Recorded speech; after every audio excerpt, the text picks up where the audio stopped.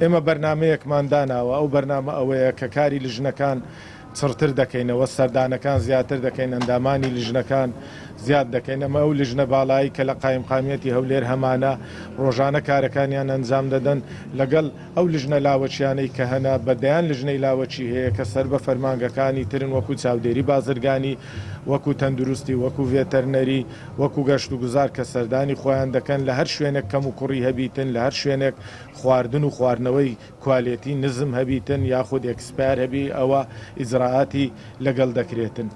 نرخەکان جێگیرە، هاوڵاتیان دڵنیا دەکەینەوە کە هیچ بەرزبوونەوەیەکی نرخ دروست نابیتن، چاودێریەکان بەردەوام دەبی. ژمارەی مۆبایلمان هەیە، ئێمە لە قایمقامیەت بە بەردەوامی کراوەیە ئەو ژمارانە، دوو ژمارەیە 0752 122 44 66 0752 122 44 88.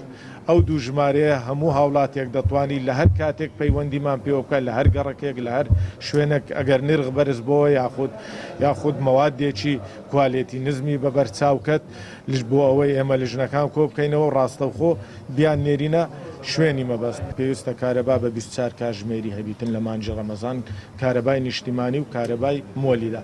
ئێستا کەش و هەوا خۆشبەختانە کەش و هەوا باشە، کارەبای نیشتیمانی نزیکەی 18 سەعات دەدرێ بە هاوڵاتیان، ئەویتر بە مۆلیدە پڕ دەکرێتەوە. خاوەن مۆلیدەکان ئاگادار کراینەوە هەر کاتێک کارەبای نیشتیمانی بڕا ئەوە پێویستە کارەبای مۆلیدا بکەن.